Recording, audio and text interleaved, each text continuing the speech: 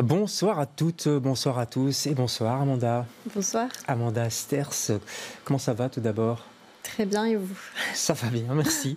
Moment particulier quand même dans le monde et au Proche-Orient. On va en parler parce que ça rejoint un petit peu votre roman. Avant ça, on va commencer comme d'habitude dans cette émission par trois petites questions, genre questionnaire de Proust, hein. Vous y allez, vous sortez la première idée que vous avez en tête. Si vous étiez Amanda, un sentiment, vous seriez quoi? La compassion.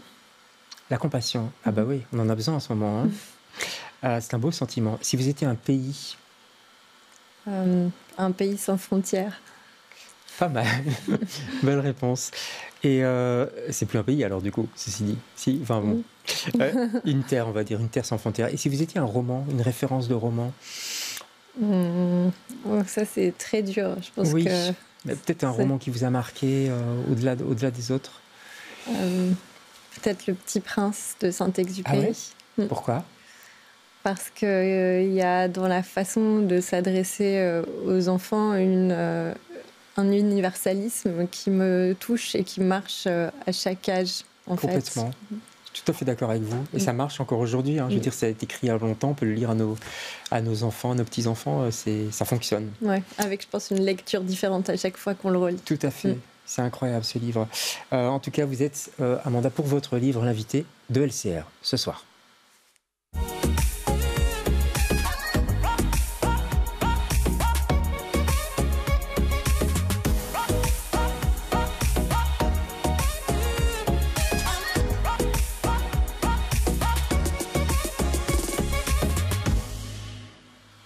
Et votre livre, c'est un des titres les plus courts que je connaisse.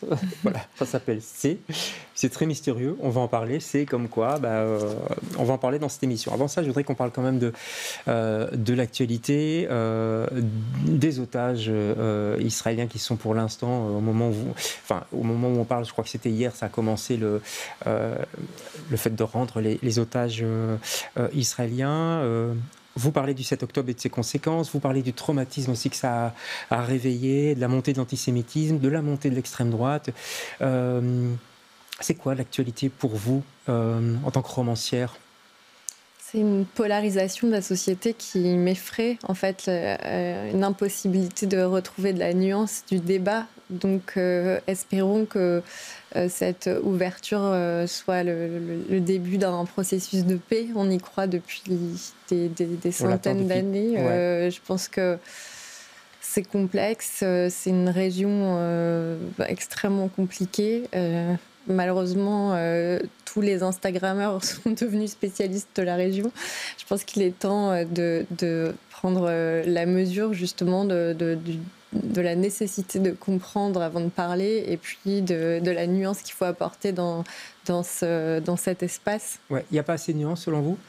Non, c'est l'époque qui veut ça. C'est beaucoup plus vendeur d'être un peu à l'extrême et c'est presque plus compliqué et dangereux puisque personne n'a envie de vous entendre parler avec des pincettes d'un sujet complexe. On nous a demandé très tôt de prendre position comme si on était à un match de foot, alors qu'évidemment, il y avait besoin d'expliquer. C'est pas une situation qui est arrivée du jour au lendemain, elle est le résultat de beaucoup d'autres choses.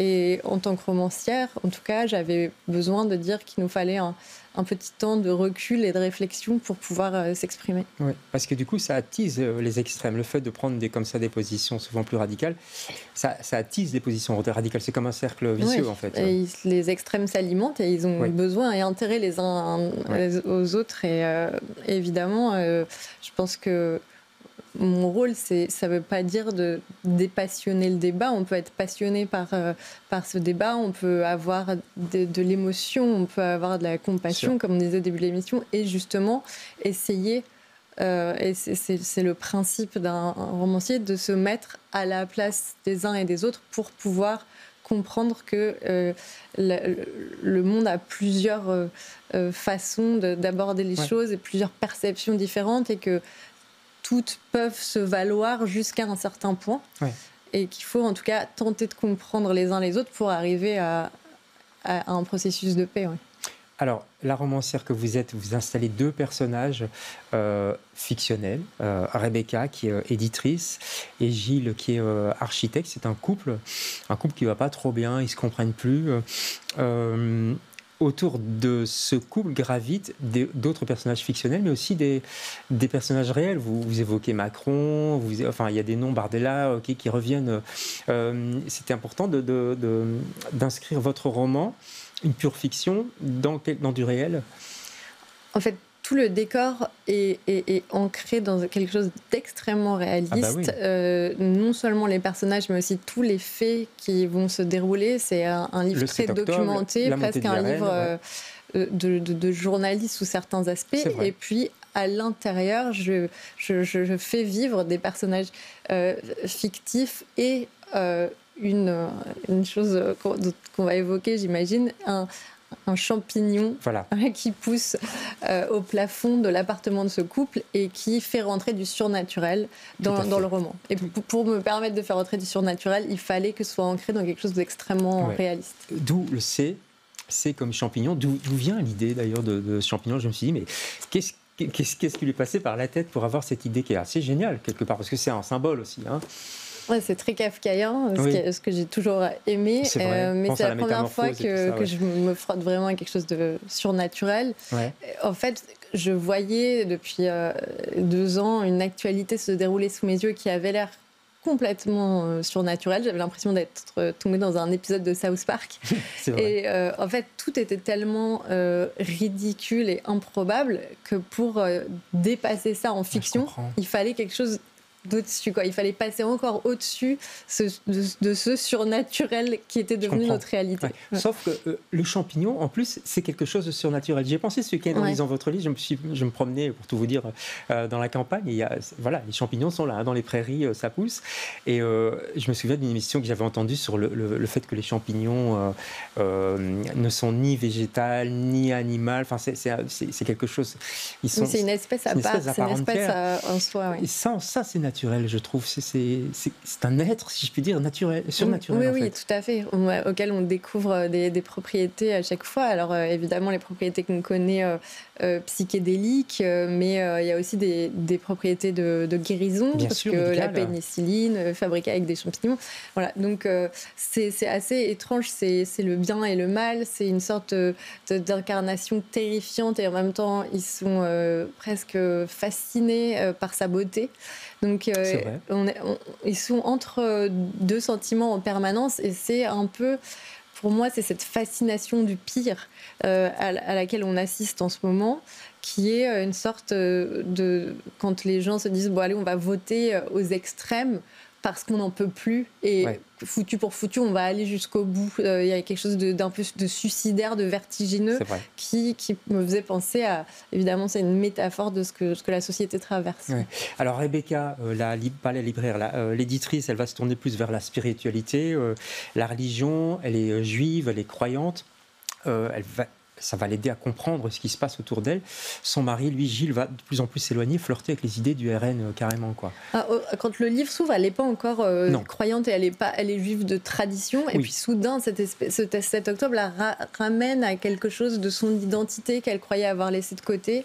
Et en fait, son mari la reconnaît plus vraiment, parce que ça devient obsessionnel. C'est son judaïsme devient presque son identité totale. Et lui n'est pas juif, d'ailleurs. Et lui n'est pas juif. Il n'avait pas de problème avec le fait que sa femme soit juive avant, mais c'était pas parce que ça ne prenait pas toute la place. Non, sauf qu'il s'oublie un peu, parce qu'il raconte les soirées avec sa femme. Il dit, c'est toujours ma femme qui choisit les invités, etc.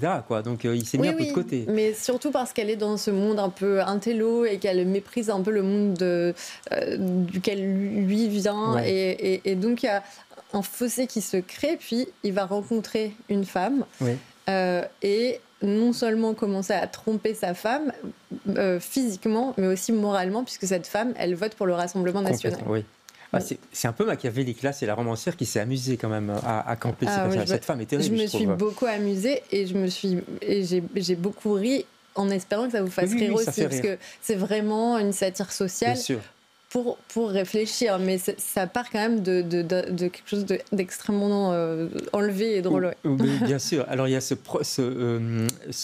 personnage qui est le patron de Gilles, j'ai oublié son nom. David Mimoun. Voilà, qui est aussi une espèce de, je sais pas, vous connaissez ce genre de bonhomme? Oui, je pense qu'il est entre un personnage qui pourrait exister, mais aussi un fantasme un peu cliché de ce qu'on peut s'imaginer quand on regarde La vérité si je mens. Il y a des choses. Il y a un truc un peu de personnage cliché du judaïsme qui aussi enferme une partie des idées reçues qu'on peut avoir et qui lui est extrêmement, si ce n'est plus talentueux que mon personnage Gilles, il est en tout cas dans la lumière, et donc Gilles évidemment peu à peu commence à se dire qu'il y a ce fameux lobby juif imaginaire. Voilà. Il commence à l'incarner à travers cet homme. Donc en fait, je me sers de tous les clichés possibles pour pouvoir en jouer et m'en amuser. Ouais. Alors là, on s'amuse parce qu'on est dans le roman, mais la réalité, elle est quand même là avec la montée de l'antisémitisme, des faits antisémites, qui montent très fort. En France, en Belgique aussi. Ce week-end, il y a eu une manifestation de jeunes juifs. Certains se sont fait agresser à la fin de la manif. C'est quelque chose qui vous inquiète, qui vous tracasse? Évidemment, c'est d'ailleurs la première raison pour laquelle ce livre a été écrit. Mais je pense qu'il est très complexe pour les gens de comprendre que la haine des Juifs, c'est comme la haine de n'importe quelle société, c'est-à-dire que n'importe quel groupe de gens auxquels on prête des liens. Mais ça n'existe pas. Les Arabes, les Noirs, les jeunes, tout ça, ça n'existe pas. Ce sont des visions de notre esprit. Tout le monde est différent, tout le monde a une opinion qui diverge. Donc, à partir du moment où on vise un groupe de gens, quel qu'il soit, on met en danger les fondements de notre démocratie. C'est notre civilisation qui est en danger quand un groupe de gens est désigné. Et donc, c'est un appel au secours pour que les gens comprennent qu'il faut, arrêter l'hémorragie tant qu'il est encore temps. Mais les gens peuvent-ils comprendre ça tout seuls, ou il faut que le politique, avec un grand P, s'en mêle? Compliqué. Je pense que les politiques, c'est une chose, mais aujourd'hui, on se rend bien compte dans tous les milieux qu'il y a une peur. Je pense qu'il faut réussir à aller au-delà de la peur. Et rire de tout ça, c'est déjà abattre une partie de la peur. Ouais. Et notamment les romans aident peut-être à ça aussi. Ça s'appelle C. On a compris pourquoi c'était C. C'est champignon, mais ça peut être con aussi. Ça peut être la connerie, comme il y a une phrase de Romain Gary, que j'ai mise. La plus grande force spirituelle de tous les temps, c'est la connerie avec un grand C. Ah, c'est tellement bien dit. C'est tellement vrai en plus. C'est Romain Gary, ça. Amanda Ster, ça s'appelle C. C'est chez Grasset. On rigole et on réfléchit aussi. Ça nous fait triturer la cervelle. Merci beaucoup, Amanda, d'être passée chez nous. On se retrouve demain, nous, avec d'autres invités. Bonsoir.